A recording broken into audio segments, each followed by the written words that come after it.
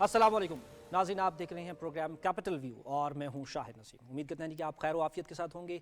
आज के प्रोग्राम में हम बात करने जा रहे हैं आम इंतखाबात 2024 के हवाले से, जिसके लिए तैयारियां जो हैं वो ज़ोरों शोर से जारी हैं। आज इलेक्शन कमीशन की जानिब से जो चंद रूल्स हैं वो भी बताए गए कि कौन कौन लोग जो है वो इलेक्शन के अंदर पार्टिसिपेट कर सकते हैं, जो उम्मीदवार होंगे उनके लिए क्या कवायद ज़रूरी हैं, और फिर उसके बाद जो रिटर्निंग अफसरान हैं उनकी भी जो ट्रेनिंग है वो ऑलमोस्ट मुकम्मल हो चुकी है। इसके साथ साथ जो ख़ास तौर पर आज हमारा नुक्ता होगा जिस पर हम बात करेंगे अपने पैनल्स के साथ, वो ये होगा कि जो इंतखाबी हल्का इंतखाबी जो सूरत हाल बन रही है उसके अंदर जो मुख्तलिफ सियासी जमातें हैं उनके दरमियान किस तरह के इत्तेहाद जो हैं वो मुमकिन तौर पर हमारे सामने आ सकते हैं। कौन सी सियासी जमात किस सियासी जमात के साथ किस सीट के ऊपर जो है वो इत्तेहाद कर सकती है, या ओवरऑल उनका आपस में कोलैबोरेशन हो सकता है, इसके ऊपर हम बात करेंगे। इस हवाले से अगर दो चंद अहम चीज़ें मैं आपके साथ अगर शेयर करता चलूँ तो उसके अंदर एक ही है कि पीपल्स पार्टी की जानिब से जो आसिफ अली जरदारी हैं उन्होंने ये कहा है, अपने जो उनके रहनुमा है उनको उन्होंने ये मैसेज पास ऑन किया है कि जी आपने पीटीआई के साथ किसी भी जगह के ऊपर इत्तेहाद नहीं करना। और जो जमात इस्लामी है उसकी जानिब से ये कहा गया है कि उन्होंने मुस्लिम लीग नून और पीपल्स पार्टी के साथ किसी किस्म का इत्तेहाद नहीं करना। उनके जो अमीर हैं जमात इस्लामी के सिराजुल हक, उनकी जानिब से ये बयान सामने आया है। दीगर जमातें भी जो हैं वो अपनी अपनी जो इलेक्शन की तैयारियाँ हैं उनके अंदर मसरूफ़ हैं। मुस्लिम लीग नून की अगर बात की जाए तो आज भी उनका एक इजलास जो है वो जारी था और 13वां इजलास था, और इसके अंदर वो सूबाई जो सीटें हैं उसके हवाले से वो सूबाई हल्कों की जो कौमी असम्बली के अंदर जो सीटें हैं उसके हवाले से वो लोग फैसला साजी कर रहे थे। उसके अंदर उनके जो कायद है मुस्लिम लीग नून के नवाज शरीफ साहब, उन्होंने भी उसके अंदर कुछ बात की। दीगर माजी का भी उन्होंने जिक्र किया, हवाले दी, और आइंदा आने वाले इलेक्शन के भी हवाले से उन्होंने कहा जी कि हमारा क्या लाहे अमल होगा। पैनल्स की जानिब में चलता हूँ। हमारे साथ आज स्टूडियोज़ में मौजूद हैं ताहिर खलील साहब, उनके साथ तशरीफ़ रखते हैं रशीद साफ़ी साहब, और उनके साथ तशरीफ़ रखते हैं अकमल शहजाद घुमन साहब। आप तीनों का बहुत शुक्रिया। ताहिर साहब, आपसे आगाज़ करते हैं। सियासी सरगर्मियाँ जो हैं वो अब आहिस्ता आहिस्ता ज़ोर पकड़ना शुरू हो गई हैं, और अब इससे आगे हम देखेंगे कि जैसे जैसे वक्त गुजरता जाएगा ये सियासी दाव पेच जो हैं वो ज़्यादा ज़्यादा चलना शुरू हो जाएंगे, और हर पार्टी जो है वो अपनी अपनी जो उसकी पॉलिटिकल कैंपेन है उसके अंदर मुख्तलिफ पेंतरे जो है वो बदलाती हुई नजर आएगी। हम पहली जो बड़ी जमातें हैं ज़रा उनसे शुरू करते हैं। पीपल्स पार्टी, उनकी जानिब से जो है वो ख़ास तौर पर ताकीद की गई है जी कि आपने पीटीआई के साथ जो है वो आपने इत्तेहाद नहीं करना। माजी में हमने देखा कि एक जब गवर्नमेंट बनी पीडीएम की तो उसके अंदर बहुत बड़ा इत्तेहाद हमें नज़र आया। क्या इतना बड़ा इत्तेहाद मुस्लिम लीग नून, पीपल्स पार्टी, JUIF और इस तरह की जमातों का हम दोबारा कहीं पे देख सकते हैं? बिल्कुल, बड़ा अच्छा क्वेश्चन किया आपने। और शाहिद साहब, बात यह है कि इलेक्शन शेड्यूल के अनाउंसमेंट के साथ ही मुल्क में इंतखाबी अमल जो है बहुत तेज़ी के साथ आगे बढ़ रहा है, और आप देख रहे हैं कि इंतखाबी अमल का जो काउंटडाउन है वो तकरीबन शुरू हो गया है, और हर दिन जो है अब 8 फरवरी की जानिब जाएगा। और इस लिहाज से एक तरफ जहां इलेक्शन कमीशन तैयारी कर रहा है, जैसा कि आपने कहा कि रिटर्निंग ऑफिसर्स की ट्रेनिंग मुकम्मल हो चुकी है। कल एक और इम्पॉर्टेंट जो काम हुआ है इलेक्शन कमीशन, उसने डाटा जारी किया है वोटर्स का। बिल्कुल, वोटर्स और उसमें वोटर्स का जो डाटा जारी हुआ है उस पर 2018 के मुकाबले में इस मरतबा 2 करोड़ नए वोटर शामिल हुए हैं, जिसका मतलब ये है कि 18 साल की उम्र के नौजवान जो हैं, जो 5 साल में 18 साल की उम्र को पहुँचे, उन्हें वोटर लिस्ट पे शामिल किया गया है। तो एक नए नौजवानों की बड़ी जो है तादाद जो है 2 करोड़ की, वो हमारे इंतखाबी अमल में शामिल हो गई। तो ये एक नया टर्न आ रहा है नए इलेक्शन में, जो हम देखेंगे कि नौजवानों का वोट जो है वो किस तरफ जा रहा है, नए वोटर्स। तो ये एक डायरेक्शन भी तय करेगा, मुल्क का मुस्तकबिल भी तय करेगा। उसके साथ ही आप देखें कि जो इलेक्शन कैंपेन के हवाले से और इंतखाबी इत्तेहाद के हवाले से कौमी और मरकज़ी सतह पर 2-3 काम हो रहे हैं। एक तो यह है कि पॉलिटिकल पार्टीज़ ने आलमोस्ट अपने राउंड मुकम्मल कर लिए हैं, और इंतखाबी जो उम्मीदवार हैं नेशनल लेवल के उस पर अपना काम मुकम्मल कर लिया है। पार्लियामेंट्री बोर्ड जो हैं बैठे हुए हैं, अब प्रोविंशियल लेवल का काम जारी है। लेकिन ये भी कल चूँकि इंतखाबी अमल का एक नया मरहला शुरू होने वाला है और कागजात नामजदगी उम्मीदवारों से वसूल किए जाने हैं, और ये कागजात जो है 22 दिसंबर तक वसूल किए जाएंगे। तो ये 2 दिन इस लिहाज से बहुत अहम होंगे कि मुल्क में इंतखाबी गहमा गहमी जो है वो एक नए मरहले में दाखिल होगी, और तमाम पॉलिटिकल पार्टीज़ ने अपने कैंडिडेट से कहा है, खा उनको सिलेक्ट किया गया है या नहीं, कि वो फौरी तौर पर कागजात तो जमा कराएं, ताकि जब कागजात हतमी तौर पर उसकी डेट आए तो उस वक्त वो फाइनल फैसला कर लेंगे कि कौन कैंडिडेट किस पार्टी का होगा, ताकि टिकट उसको जारी किया जा सके। तो ये अच्छा। इसके साथ ही आप देखें कि सूबों की सतह पर, मरकज़ की सतह पर एक नई सफ़बंदी हो रही है, पॉलिटिकल सफ़बंदी, जिसमें पाकिस्तान पीपल्स पार्टी, पाकिस्तान मुस्लिम लीग नवाज़, ANP, JUI, उधर MQM, GDA सिंध में, और इधर जो है वो दूसरी जो जमातें हैं خاص طور پر بلوچستان میں قوم پرست جماعتیں BAP ہے، نیشنل پارٹی ہے، PKMAP ہے، یہ سب جو ہیں وہ مختلف پارٹیوں کے ساتھ انتخابی اتحاد کر رہی ہیں۔ پنجاب کی صورت KP کا میں تو کل ہی اناؤنسمنٹ ہوئی ہے کہ جہاں پر ابتدائی جو ہے بات چیت مکمل ہوئی ہے کہ خیبر پختونخوا میں JUI 4 جماعتوں کا جو اتحاد نظر آ رہا ہے، ایک انتخابی ایڈجسٹمنٹ کہا گیا ہے۔ JUI، Pakistan peoples party, ANP اور قومی وطن پارٹی، یہ 4 پارٹیاں جو ہیں وہ اس وقت انتخابی اتحاد کی جانب بڑھ رہی ہیں۔ اس کے ساتھ ہی PMLN سے بھی بات چیت ہو رہی ہے، اور وہاں پر دیکھیں میٹر کرتی ہے پشتون تحفظ موومنٹ بھی، کیونکہ ان کا بھی ایک ووٹ بینک ہے۔ پچھلی اسمبلی میں ان کی 2 نشستیں تھیں، ٹھیک ہے، اور اب یہ جو KPK کا اتحاد ہے، اس میں فیصلہ کرنا ہے کہ PMLN جو ہے وہ شامل ہوتی ہے یا نہیں ہوتی۔ اگر ہو جاتی ہے تو اس کا مطلب یہ ہے کہ ہم مستقبل میں ایک نئی PDM کو دیکھ رہے ہیں کہ ایک نیا اتحاد PDM کی صورت میں بنتا آ رہا ہے۔ پنجاب میں جو صورتحال ہے، پنجاب میں PMLN کا سیٹ ایڈجسٹمنٹ ہوا ہے، وہاں PMLN کسی کے ساتھ اتحاد نہیں کرے گی۔ انہوں نے صاف کہہ دیا ہے کہ ہم اتحاد نہیں کریں گے، ہم صرف سیٹ ایڈجسٹمنٹ کریں گے، اور وہاں بھی 4 پارٹیوں کے ساتھ بات اچھا چیت یہ ہو رہی ہے۔ پنجاب پہ میں آپ کی طرف واپس آؤں گا، لیکن میں اس سے پہلے جو KPK آپ نے بات کی ہے تو میں ان سے وہ کامنٹ لے لوں، اس کے اوپر ایک سبسیکوینٹ کوسچن لے لوں۔ میں جنرلی الیکشن کی طرف سے لے کر آپ کی طرف صاف آنا چاہتا تھا، لیکن خیبر پختونخوا کی انہوں نے بات کر دی۔ JUI، قومی وطن پارٹی، ANP، ہم نے دیکھا ہے کہ JUI کا ٹلٹ رہا ہے، نون لیگ کے ساتھ ان کی ایڈجسٹمنٹ اچھی بن جاتی ہے، انڈرسٹینڈنگ بھی ہوتی ہے، ملاقاتیں بھی ان کی اکثر رہتی ہیں ان کے ساتھ۔ تو کیا یہ چاروں پارٹیاں مل کے کہیں نہ کہیں مسلم لیگ نون کے ساتھ ان کا اتحاد ہو سکتا ہے اس الیکشن میں، اور کتنا یہ کارگر ہوگا؟ شکریہ شاہد۔ JUI کا جو مولانا فضل الرحمان صاحب ہے، وہ فلیکسیبل شخصیت ہے، وہ انہوں نے پیپلز پارٹی کے ساتھ بھی ماضی میں اتحاد رکھے ہے، اور وہ مسلم لیگ نون کے ساتھ بھی ان کو اتنا زیادہ مسئلہ نہیں رہتا۔ تو ابھی ابتدائی طور پر تو یہی باتیں ہو رہی ہے کہ JUI، اور جس طرح حافظ صاحب نے آپ کو بتایا، ان کی معلومات درست ہی ہے اس حوالے سے، لیکن اب ہم نے یہ دیکھنا ہے کہ سیٹ ٹو سیٹ ایڈجسٹمنٹ ہوگی کہ نہیں۔ یہ ایک انتخابی اتحاد کی صورت میں یہ ابھی فائنل نہیں ہوا۔ آج بھی JUI کے پارلیمانی بورڈ کا اجلاس ہو رہا ہے، مولانا فضل الرحمان صاحب اس کی قیادت کر رہے تھے، تو اس سے جو فیصلہ سامنے آئے گا اس کے بعد عوامی نیشنل پارٹی نے فیصلہ کرنا ہے۔ قومی وطن پارٹی جو ہے، وہاں پہ پرویز خٹک کا گروپ جو ہے وہ بھی ایک بڑا گروپ ہے، ان کے ساتھ اب دیکھنا ہے کہ بڑی سیاسی جماعتوں کا کیا ان کے ساتھ اتحاد بنتا ہے، سیٹ ٹو سیٹ ایڈجسٹمنٹ ہوتی ہے۔ مسلم لیگ نون کا جو ہے ہزارہ ڈویژن میں اور پاکستان کے صوبے کے شمال میں ان کا اچھا خاصا ووٹ بینک ہے، ان کے بارے میں ابھی ہمیں نہیں پتا کہ انہوں نے جس طرح پنجاب میں کیٹیگوریکلی کہہ دیا کہ وہ کسی کے ساتھ اتحاد نہیں کریں گے، تو صوبہ خیبر پختونخوا میں ان کا کیا طرز عمل ہوگا وہ بھی ابھی باقی ہے، اٹس ٹو ارلی۔ اور پیپلز پارٹی کے بارے میں بھی انہوں نے ایک جماعت کے بارے میں تو کہہ دیا کہ ان کے ساتھ ان کا اتحاد نہیں ہو رہا، اور اس کی کچھ وجوہات تھی جس کے بنا پر آصف علی زرداری صاحب نے یہ بیان پشاور میں بیٹھ کے دیا، کیونکہ پیپلز پارٹی کے بارے میں یہ خیال تھا کہ شاید PTI اگر الیکشن رن میں ہوتی ہے، کیونکہ ان کا فیصلہ بھی محفوظ ہے ایز اے جماعت، الیکشن کمیشن نے اس کے بارے میں ابھی بتانا ہے کہ ایز اے جماعت اور بلہ کا نشان جو ہے آنے والے انتخابات میں اس کی کیا قانونی اور آئینی حیثیت بنتی ہے، تو اس کے بعد پارٹیوں نے ڈیسائیڈ کرنا ہے۔ لیکن پیپلز پارٹی نے کم از کم یہ وضاحت کر دی کہ ان کا PTI کے ساتھ اگر وہ انتخابی رن میں رہتی بھی ہے تو ان کے ساتھ ان کا اتحاد نہیں ہوگا۔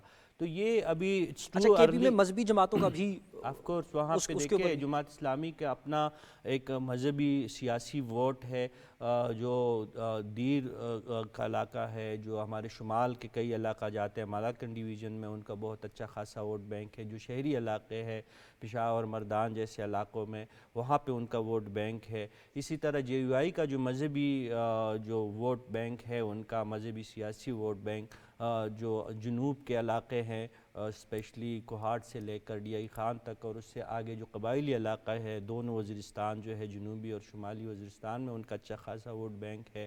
باجوڑ میں ان کا ووٹ بینک ہے، ان کا جماعت اسلامی کے ساتھ بالکل نیک ٹو نیک ہمیشہ سے جماعت اسلامی اور JUI کا مقابلہ چلتا ہے۔ اسی طرح مومن ایجنسی میں اس دفعہ انہوں نے اسٹرانگ کینڈیڈیٹ، جو متوقع کینڈیڈیٹ ہے JUI نے، ان کا انتخاب کیا ہے، تو وہاں پہ مذہبی جماعتوں کے بیچ میں جو ہے اچھا خاصا ایک مقابلہ ہو سکتا ہے۔ خیبر ایجنسی میں بھی کچھ مذہبی حلقے ہیں جو وہاں پہ پیر خانے ہیں 2-3، جس طرح نور الحق قادری صاحب اور اس قسم کے لوگ ہیں، وہاں پہ بھی مذہبی جماعتوں کا اچھا اثر رسوخ ہے۔ اور اوورآل بھی جو خیبر پختونخوا کے علاقے ہیں یا بلوچستان کے جو سرحدی علاقے ہیں، جو پشتون بیلٹ کے علاقے ہیں، چمن، کچلاک وغیرہ، وہاں پہ مذہبی ووٹ کا بڑا اثر عمل دخل رہتا ہے، اسپیشلی JUI کا وہاں پہ سب سے زیادہ ووٹ ہے. اور اس دفعہ جماعت اسلامی نے بھی بھرپور کوشش کی ہے کہ بلوچستان کا جو مذہبی ووٹ بینک ہے ان کو اپنی طرف راغب کرے، اسپیشلی جو گوادر سے مولانا ہدایت اللہ صاحب ہے، انہوں نے کافی محنت کی ہے، گوادر کے لیے آواز اٹھائی ہے، گوادر کے حقوق کے حوالے سے ان کا بھی پس منظر جماعت اسلامی کا ہے. تو یہ مذہبی ووٹ بینک جو ہے حتیٰ لاڑکانہ کے بیچ میں اور اندرون سندھ میں JUI نے اچھا خاصا کام کیا ہے. اگر JDA کے ساتھ اور مسلم لیگ نون کے ساتھ ان کی سندھ کے سطح پہ ایک وسیع تر سیاسی انتخاب اور انتخابی اتحاد ہوتا ہے تو حتیٰ پیپلز پارٹی کو خدشات لاحق ہو سکتے ہیں. تو مذہبی ووٹ بینک کا اچھا خاصا ایک عمل دخل رہے گا. لبیک کو ہم نہیں بھول سکتے. اچھا، میں یہ لبیک کے لیے طرف آنا چاہتا تھا، اس کے بعد دوسرے راؤنڈ پہ آئیں گے.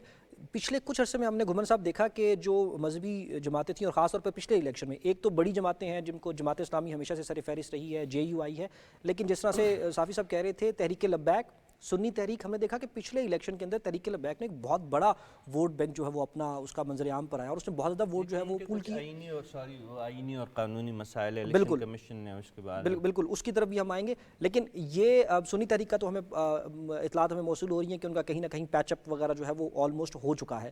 لیکن کتنا بڑا رول پلے کریں گی اگر ہم پنجاب کو لے کر اگر ہم بات کریں؟ پنجاب میں تو نون لیگ نے کہا ہے کہ ہم کسی کے ساتھ اتحاد نہیں کریں گے. ان جماعتوں کا کیا کنٹریبیوشن ہوگا اس میں؟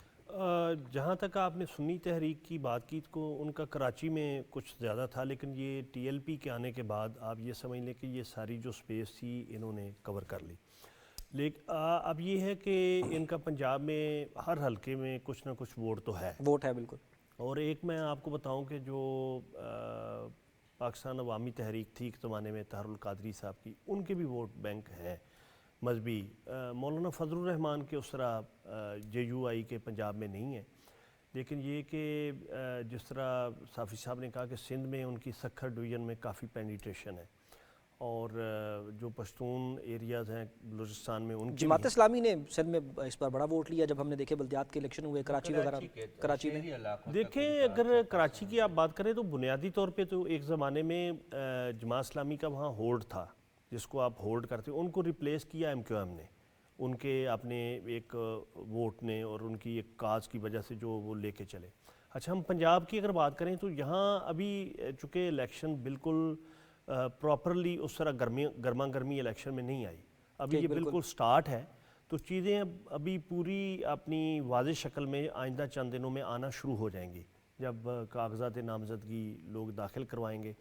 اور ایک بات میں آپ کو کلیئرلی بتا دوں کہ کوئی انہونی ہو سکتی ہے یا کوئی اپہیول ہو سکتا ہے، لیکن یہ کہ TLP کے بارے میں قطعی طور پہ یہ کہا جا سکتا ہے کہ وہ بغیر کسی بڑی پولیٹیکل فورس یا پارٹی کے ساتھ اتحاد کے بغیر وہ پارلیمان میں صوبائی یا قومی میں آ سکیں، یہ ممکن نہیں لگتا. بظاہر ممکن نہیں لگتا، مطلب الیکشن میں کچھ بھی ہو سکتا ہے. جی. دوسری بات یہ ہے کہ کچھ الائنمنٹس ہیں، یعنی جیسے TLP کا جو ووٹ ہے وہ کسی شکل میں بھی PTI کی طرف نہیں جائے گا. ٹھیک ہے. اسی طرح جو عوامی تحریک کا ووٹ ہے وہ کسی شکل میں نون لیگ کی طرف نہیں جائے گا. صحیح. تو جہاں تک نون ظاہر ہے اس کا کانفیڈنس پنجاب میں بہت زیادہ ہے، لیکن ابھی جو سچویشن جو آگے دن آئیں گے سچویشن واضح ہوتی جائے گی کہ کون سی پارٹی لیڈ لے رہی ہے. گو کہ نون لیگ بڑے دھیرج کے ساتھ اور بڑی معاملہ فہمی کے ساتھ معاملات کو کلیئر کر رہی ہے. جیسے گجرانوالہ کی ڈویژن بڑی امپورٹنٹ ہے نون لیگ کے لیے، لاہور تو ظاہر ہے ان کے گھر کی طرح ہے، بلکہ ہے ہی گھر. تو کہنے کا مطلب یہ ہے کہ جو یہ دن آگے تھوڑا گزریں گے، آئندہ چند دنوں میں چند ہفتوں میں چیزیں بہت کلیئرٹی کے ساتھ واضح ہو جائیں گی. اور جہاں تک مذہبی ووٹ، جیسے کہ میں نے آپ کو بتا دیا کہ وہ بغیر کسی بڑی پارٹی کے ساتھ اتحاد کے وہ الیکٹیبل کا رول پلے کر سکتا ہے، لیکن خود سے کچھ جی جیسے جماعت اسلامی بھی ہے، ایون ان کے لاہور میں حافظ سلمان بٹ اور لیاقت بلوچ ایک زمانے میں MNA رہے ہیں، لیکن وہ اس ایریا امپیکٹ نہیں کریٹ کر اس دور کی ایک خاص سچویشن تھی جن میں وہ MNA الیکٹ ہو گئے. اچھا، اب طاہر صاحب پنجاب کی طرف آ جاتے ہیں. آپ بات کر رہے تھے تو وہ قطع کلامی کی معذرت بھی. اب پنجاب کے اوپر آئیے گا اور یہ بھی اس کے اوپر بھی ذرا روشنی ڈالیے گا. نون لیگ کے قائد کے واپس آنے کے بعد ایک نئی سرج ہمیں اس کے اندر نظر آتی ہے. کانفیڈنس لیول ان کا ایک دم سے چینج ہو گیا اور اب انہوں نے بڑے تمطراق سے کہا کہ ہم کسی کے ساتھ الحاق نہیں کریں گے، ایٹ لیسٹ پنجاب میں تو نہیں کریں گے، اور ہم کلین سویپ کرنے کے موڈ میں ہیں وہ ان کا. نہیں دیکھیں پی ایم ایل این جو ہے وہ اس میں ایک نئی جان پڑ گئی ہے اور بھرپور تیاری کے ساتھ اور بھرپور قوت کے ساتھ وہ سامنے آ رہی ہے اور بڑا ہوم ورک کر رہے ہیں وہ لوگ کہ ایک ایک سیٹ پر ان کی ڈیبیٹ ہوتی ہے اور مکالمہ ہو رہا ہے اور وہاں دیکھا جا رہا ہے کہ ان کے جو ہمارے جو پی ایم ایل این کے کینڈیڈیٹس ہیں ان کے مقابلے میں کون کون جماعتیں جو ہیں وہ اپنے امیدوار لا سکتی ہیں، ممکن ہے امیدوار کو. یہ ایک بڑی ایکسرسائز ہے جو ہو رہی ہے. آپ یہ دیکھیں کہ اس میں جے یو آئی جو ہے اس کو بھی سامنے رکھا جا رہا ہے کہ جے یو آئی کے جو پاکٹس ہیں پنجاب میں وہ کہاں کہاں ہیں. اب اس میں آپ یہ دیکھیں ایک دلچسپ عنصر یہ ہے کہ جے یو آئی اگر پیپلز پارٹی کے ساتھ کے پی کے میں اتحاد کر رہی ہے تو سندھ میں اس کی مخالفت بھی ہے اور وہ جی ڈی اے کے ساتھ شامل ہو رہی ہے وہاں پر اور پیپلز پارٹی کا ایک اپوننٹ گروپ ہے وہاں پر. تو یہ جو علاقائی اتحاد بن رہے ہیں اس میں سیاسی مفادات بھی ہیں، پارٹیاں اپنا انٹرسٹ بھی دیکھ رہی ہیں کہ کہاں ان کا ووٹ بینک زیادہ ہے. پی ایم ایل کیو اور جے یو پی اور اس کے ساتھ جو ہے جمعیت اہل حدیث، ان کے ساتھ پی ایم ایل این جو ہے پنجاب میں سیٹ ایڈجسٹمنٹ ہو رہی ہے کہ جو پاکٹس جو ہیں ان پارٹیوں نے بنائے ہوئے ہیں یا جو بتائے جا رہے ہیں 2-4 سیٹیں جو بھی سیٹ ایڈجسٹمنٹ ہو رہی ہے ان کے ساتھ، یہ پارٹیاں جو ہیں ان کے پرانے الائز بھی ہیں، لیکن کیو جو ہے وہ ایک نئے الائی کے طور پہ سامنے آئی ہے. باقی جمعیت اہل حدیث اور جے یو پی یہ پرانے ان کے اتحادی ہیں. یہ جو ہیں دیکھیں اب پی ایم ایل این جو ہے وہ سندھ میں جا رہی ہے. سندھ میں اس کا اتحاد جو ہے وہ ممکنہ طور پر اگر ہو سکتا ہے جی ڈی اے یعنی پیپلز پارٹی مخالف جو جماعتیں ہیں، جی ڈی ہے، ایم کیو ایم ہے اور دیگر جماعتیں ہیں، ان کے ساتھ ایک الائنس بننے جا رہا ہے یا کم از کم یہ ہے کہ ایک پیپلز پارٹی مخالف اتحاد جو ہے سامنے آ سکتا ہے سندھ کی سطح پر.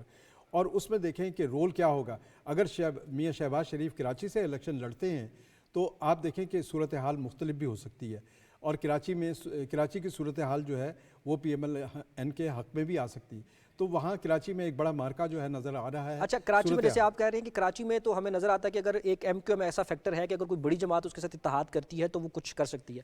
پنجاب میں یہ فیکٹر کون سا فل ہے جو ایم کیو ایم کا شو فل کرتا ہے پنجاب میں کسی بھی جماعت کے لیے؟ نہیں پنجاب میں دیکھیں ایم کیو ایم کا کوئی پنجاب میں کوئی ووٹ بینک نہیں ہے. نہیں ایم کیو ایم کی طرح کا ایک شو یہاں پہ بھی کوئی ہوگا جس کو بڑی جماعت اس کے ساتھ الحاق کر کے تو یہاں پہ اپنی نہیں پنجاب میں کوئی ایسی کوئی طاقت، لیکن جنوبی پنجاب ضرور جو ہے وہ فیکٹر ایک ہمیں سامنے آ رہا ہے. استحکام پاکستان پارٹی کی طرف میرا اشارہ تھا. جنوبی پنجاب میں پاکستان پیپلز پارٹی بھی ہے، پھر ان کا اپنا ایک علاقائی اتحاد بھی بنا ہوا ہے. ٹھیک ہے. تو وہ علاقائی اتحاد جو ہے وہ فیصلہ کن جو ہے وہ اس مارکے میں حصہ لے سکتا ہے اور پولیٹیکل پارٹیز جو ہیں بڑی پولیٹیکل پارٹیز جو جنوبی پنجاب کا علاقائی اتحاد ہے اس کے ساتھ کوئی الائنس جو ہیں یا پیپلز پارٹی یا پی ایم ایل این دونوں کو کسی نہ کسی صورت ان کے ساتھ بنانا پڑے گا. اس میں جنوبی پنجاب ایک اہم فیکٹر ہے جو رول ادا کرے گا آئندہ کے سیاسی انتخابی اتحاد میں. لیکن یہی پارٹیاں جب اگر بلوچستان جا رہی ہیں تو وہاں صورتحال مختلف ہے. وہاں جے یو آئی ایک بڑا اثر رکھتی ہے، جے یو آئی کے پاس کافی نشستیں پہلے بھی رہی ہیں اور اسی طرح بلوچستان کے جو نیشنلسٹ پارٹی ہیں، نیشنل پارٹی ہے، B N M Balochistan national party ہے، بلوچستان باپ پارٹی ہے، پی کے ایم اے پی ہے، یہ وہ پارٹیاں ہیں جو اپنی نہ صرف یہ کہ علاقائی الائنس میں کہیں نہ کہیں ساتھ نظر آتی ہیں لیکن ان کے اپنے ووٹ پاکٹس بھی ہیں جہاں سے انہوں نے ووٹ حاصل کرنا ہے. تو یہ صوبوں کی سطح پر جو اتحاد بننے جا رہے ہیں وہ اپنے علاقائی مفادات کے تحت بننے جا رہے ہیں. ٹھیک ہے. اچھا صافی صاحب یہ ایک پوائنٹ ہے، اس کو بھی میں چاہوں گا آپ اس کے اوپر ذرا ضرور بات کریں. جس طرح سے ہم دیکھتے ہیں کہ سندھ کے اندر کوئی بھی بڑی جماعت جو ہے وہ پیپلز پارٹی یا نون لیگ میں سے کوئی جماعت ایم کیو ایم کے ساتھ اگر الحاق کرتی ہے تو ہمیں وہاں پر اس کی سچویشن ڈفرینٹ نظر آتی ہے. کیا پنجاب کے اندر یہ اسپیس پیپلز پارٹی کو مل سکتی ہے کہ وہ کاف لیگ کے ساتھ یا استحکام پاکستان پارٹی کے ساتھ کوئی الحاق کر کے تو وہ سم وٹ کوئی ٹف کمپٹیشن دے سکے نون لیگ کو؟ کیونکہ بہرحال پنجاب جو ہے وہ ڈیسائیڈنگ مومنٹ ہو سکتا ہے. جی پنجاب ہی سے آپ کی وفاقی حکومت کی وجود جو ہے وہ اس کا فیصلہ ہوتا ہے کہ کس جماعت کا جو ہے وفاق پہ اقتدار کا حق تسلیم کیا جاتا ہے. اگر پنجاب میں اکثریت کوئی جماعت لیتی ہے تو ان کو وفاق میں حکومت سازی میں بہت آسانی ہو جاتی ہے. ماضی میں جو جنوبی پنجاب کے علاقے تھے، جس طرح ووٹر میں سوئنگز ووٹر ہوتے ہیں کہ ان کے بارے میں آپ پریڈکٹ نہیں کر سکتے کہ وہ کس کو ووٹ دیں گے، اسی طرح علاقوں میں بھی کچھ سوئنگ ایریاز ہوتے ہیں. تو پنجاب کا جو ایریا ہے، جنوبی پنجاب کا ایریا، اس کو ہم کہہ سکتے ہیں کہ یہ ایک سوئنگ ایریا ہے. یہ ہر الیکشن میں مختلف لوگوں کو الیکٹ کرتا رہا ہے. تو اس دفعہ وہاں پہ استحکام پارٹی کی وجود کو ہم نظر انداز نہیں کر سکتے. جہانگیر ترین اور علیم خان صاحب جو ہے وہ بھرپور کوشش کر رہے ہیں، انہوں نے الیکٹیبلز کی اچھی خاصی تعداد اکٹھی کی ہے. اگر وہ نون کے ساتھ ان کی سیٹ ایڈجسٹمنٹ کی بات فائنل ہوتی ہے تو آپ کا جو سوال تھا کہ کراچی میں یا سندھ کے لیول پہ، شہری سندھ کے لیول پہ اگر ایم کیو ایم کسی کے پاس جاتی ہے تو ان کو کافی فائدہ ہوتا ہے پارلیمان کے اندر. تو اسی طرح اگر استحکام پارٹی اور نون لیگ کے درمیان ابھی تک جو معاملات جو صحیح نہیں پہ جا رہے ہیں، اور دونوں جماعت جو ہے اتحاد تو نہیں کر رہے لیکن سیٹ ٹو سیٹ ایڈجسٹمنٹ کر رہے ہیں، جو ایک ہوتا ہے انتخابی اتحاد، ایک ہوتا ہے پھر حکومتی اتحاد. تو ہمیں جو پنجاب میں نظر آ رہا ہے کہ آنے والے دنوں میں حکومتی اتحاد میں اگر استحکام پارٹی اور مسلم لیگ نون کا جو ہے اتحاد بدلتا ہے تو ایک مستحکم حکومت پنجاب میں بھی بن سکتی ہے اور وفاق میں بھی بن سکتی ہے. اور اس میں ہم قاف لیگ کا جو آلریڈی ایک بات چیت ہو چکی ہے مسلم لیگ نون کے ساتھ، تو یہ تین جماعتیں جو ہے وہ پنجاب کے سطح پہ بھی اور وہاں کے نتیجے میں وفاق کی سطح پہ، وفاقی حکومت میں بھی ان کا اہم کردار ہو سکتا ہے. قاف لیگ کے ساتھ تو ان کی جو ہے نا صرف سیٹ ایڈجسٹمنٹ ہوئی ہے بلکہ وہ حکومتی سطح جی میں وہی کہہ رہا ہوں نا کہ پنجاب میں ایک مستحکم صورتحال ہمیں نظر آ رہی ہے. وہاں پہ ہمیں ابھی سے پتہ ہے کہ اگر ان جماعتوں کو ایک جو ان کی ایکسپیکٹیشن ہے اس کے مطابق رزلٹ ملتے ہیں تو پنجاب کے اندر بھی پہلی دفعہ ہم نے 4 سال دیکھے کہ وہاں پہ کیا ڈرامے ہوتے رہے، جو عدم استحکام کی ایک کیفیت رہی پی ڈی ایم حکومت سے پہلی کی میں بات کر رہا ہوں، تو وہ سلسلہ بھی رک جائے گا. جہانگیر ترین صاحب کا گروپ جو ہے اور مسلم لیگ نون کے بیچ اور مسلم لیگ قاف کا ایک مضبوط اتحاد اگر بنتا ہے، اور اس کے بیچ میں ظاہر ہے جے یو آئی آلریڈی کہہ چکی ہے کہ وہ مسلم لیگ نون کے ساتھ پنجاب کی سطح پہ جا سکتی ہے اور وفاق کی سطح پہ جا سکتی ہے. مسلم لیگ نون کے رہنماؤں اور مولانا فضل الرحمان کے بیچ میں بھی ملاقاتیں ہو چکی ہے. تو یہ ایک مستحکم حکومت اور ہمیں درکار بھی مستحکم حکومت ہمیں یہاں پہ نظر آ سکتی ہے. اچھا ایک پوائنٹ گھمن صاحب، طاہر صاحب نے اس سے پہلے ریز کیا تھا، میں کیونکہ ہمارے پاس لاسٹ 2 منٹ ہیں اس راؤنڈ کے لیے تو میں آپ کو چاہوں گا آپ اس پہ ضرور کامنٹ کریں. 2 کروڑ آلموسٹ نئے ووٹرز یہاں پر آئے ہیں. ہم نے پیپلز پارٹی کا ایک بیان بھی دیکھا بلاول صاحب کا، انہوں نے کہا جی کہ جو نئے لوگ ہیں ان کو ہمیں اٹریکٹ کرنا ہے. ان 2 کروڑ لوگوں کو کون سی جماعت اٹریکٹ کر سکے گی اور اس کو آنے والے دنوں میں کیا ٹیکٹکس ہم دیکھ سکتے ہیں؟ اوبیسلی یہ ساری جماعتوں کے سامنے یہ چیز زیر بحث ہوگی، کیا ٹیکٹکس وہ اپنائیں گے کیونکہ یہ سب ینگ لوگ ہیں. اچھا یہ بڑی مزے کی بات یہ ہے کہ اس وقت جو ڈیسائیڈنگ ووٹ ہے وہ ہے ہی ینگسٹر ووٹ ہے، اور اس الیکشن کمیشن کے جو ڈیٹا کے مطابق ان کی تعداد 45 کے قریب ہے. تو 47 اس طرح آپ کر سکتے ہیں یا اس کو آپ 2 گنا کر سکتے ہیں. ٹوٹل جو 13 لاکھ کے قریب ہمارے ووٹس ہیں اس میں 36 سے 45 سال کے درمیان ان لوگوں کی عمر ہے جن کی تقریباً وہ 3 کروڑ کے قریب ہے. ٹھیک ہے. سو کہنے کا مطلب یہ ہے کہ یہ جو فیکٹر ہے ہماری ووٹنگ لینڈسکیپ میں یہ بہت امپورٹنٹ ہے. اور میں جیسا کہ میں نے صافی صاحب نے جس طرح کہا کہ استحکام جو پارٹی ہے، استحکام پاکستان پارٹی، میرا ذاتی یہ انالیسس ہے، ہم ظاہر ہے کسی پارٹی کے یہاں نمائندے نہیں بیٹھے، ہم تو ایک تجزیہ کار کے طور پہ اپنی رائے دے رہے ہیں اور ہم غلط بھی ہو سکتے ہیں، اور ہمارا جو آن ٹیبل ایک لینڈسکیپ ہے اس کے مطابق ہم بات کر رہے ہیں. میرا یہ خیال ہے کہ اس میں ظاہر ہے الیکٹیبلز تو ہیں استحکام پاکستان پارٹی میں، لیکن جب تک وہ نون لیگ جیسی بڑی جماعت کے ساتھ کوئی سیٹ ایڈجسٹمنٹ نہیں کرتے، میرا یہ خیال ہے کہ وہ بہت بڑا کوئی اپ ہیولز نہیں کر سکیں گے. اور دوسرا ایک جو بہت بڑا فیکٹر پنجاب میں ہے وہ یہ ہے کہ ابھی چیزیں کچھ واضح نہیں ہیں. ٹھیک ہو گیا. چوں ہی وضاحت کے ساتھ ایک لینڈسکیپ سامنے آئے گا تو ہم زیادہ بہتر پوزیشن میں ہوں گے کہ وہ جو ینگ ووٹ ہے وہ کدھر جائے گا اور وہ کیا فیصلہ کرے گا. اور آپ کو پتہ ہے کہ یہ الیکشن میں تو اس طرح کی سچویشن ہوتی ہے کہ ڈے بائی ڈے سچویشن بدلتی رہتی ہے. بالکل ٹھیک. ناظرین یہاں پر لیں گے ایک شارٹ بریک کے بعد واپس آئیں گے تو کچھ مزید بات کریں گے، ساتھ رہیے گا.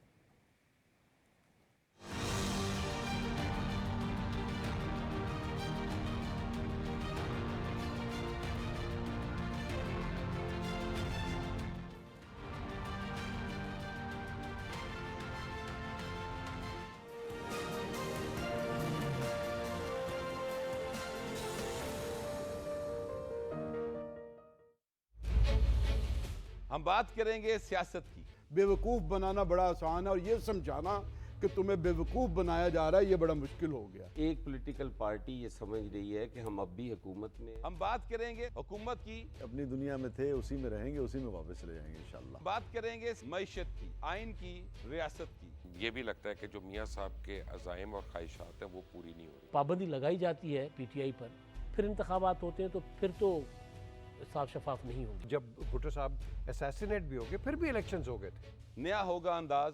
پی ٹی وی بیٹھ کے میرے پہ سے یہ سوال کرو کہ بس کرو چھوڑو۔ 7 بجے گوہر کے ساتھ صرف پی ٹی وی نیوز۔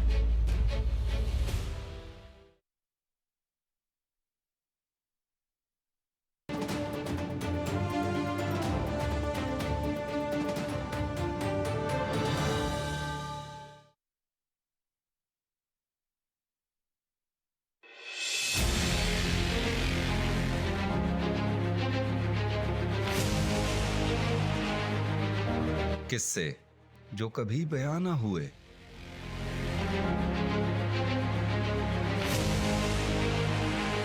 ثقافتیں جو کبھی عام نہ ہوئیں،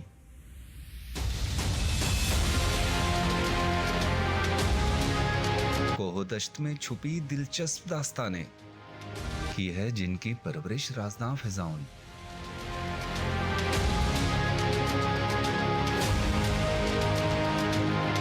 میں ہوں عرفان ملک اور میں لے کر جاؤں گا آپ کو ایک ایسے سفر پہ جہاں ملیں گی انکہی داستانیں، تاریخ کے رنگ دل فریب رہن سہن۔ سفر کریں گے ہم برف زاروں سے نیلووں پانیوں تک اور دکھائیں گے ایسے مقامات جو ہیں وطن کی پہچان، پہچان پاکستان۔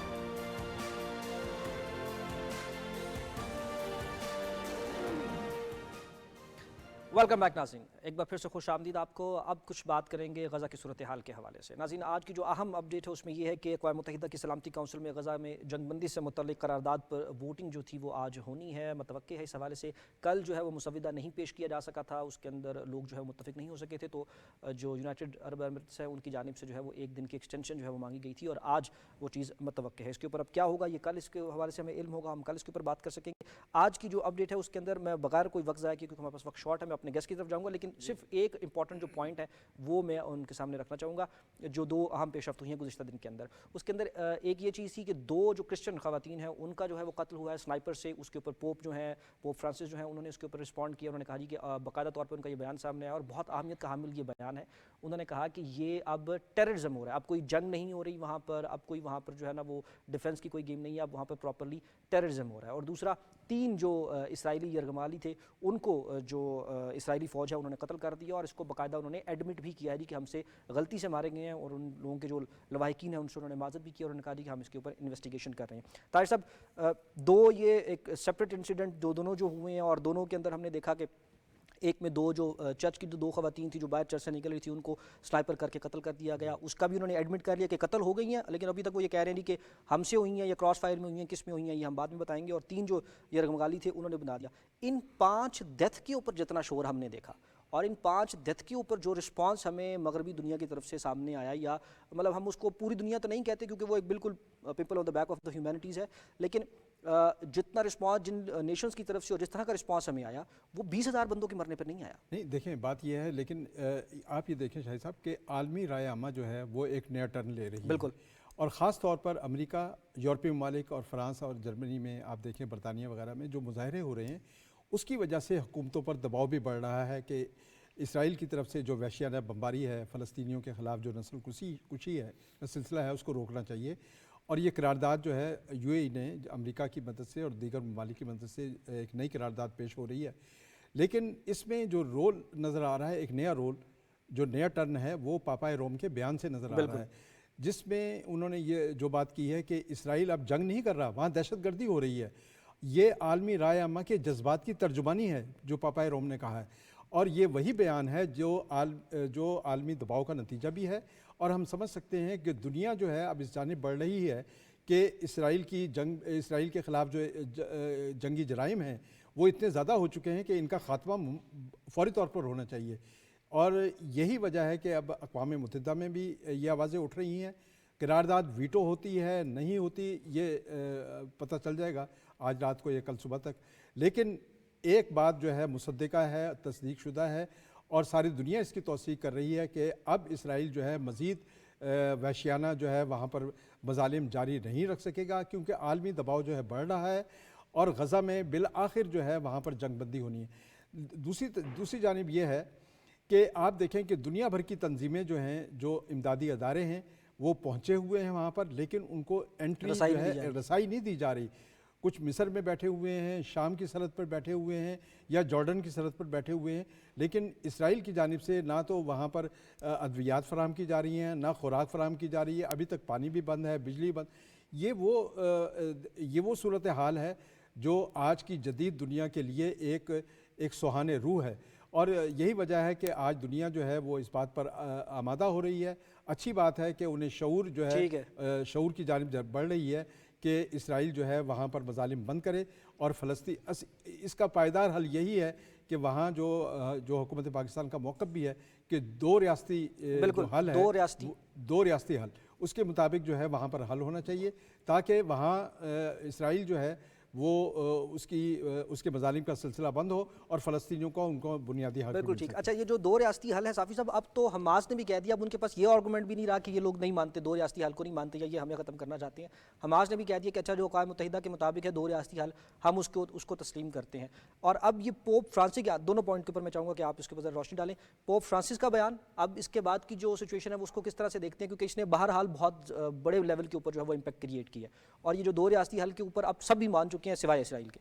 جی بالکل آپ درست کہہ رہے ہیں، حماس کے کچھ حلقوں نے اس بات پہ آمادگی ظاہر کر دی ہے، پہلی دفعہ ان کی طرف سے ہم یہ سن رہے ہیں، کیونکہ وہ ایک ریاستی حل ہی کا طلبگار رہی ہے یہ تنظیم، ہمیشہ سے وہ یہ بات بتاتی رہی ہے کہ اس سرزمین پہ، ارض فلسطین پہ حق صرف مسلمانوں کا ہے، اور اسرائیلی اور یا یہودی یہاں پہ رہ سکتے ہیں لیکن ان کی مملکت نہیں بن سکتی۔ لیکن پہلی دفعہ ان کی طرف سے لچک کا مظاہرہ ہو رہا ہے۔ جو بیروت میں روزانہ کی بنیاد پہ حماس کے جو ترجمان ہوتے ہیں وہ جو پریس کانفرنس کر رہے ہیں، آج بھی اسامہ حمدان نے یہ بات کہہ دی ہے کہ ہماری شرائط پہ جنگ بندی نہ کرے بے شک اسرائیل۔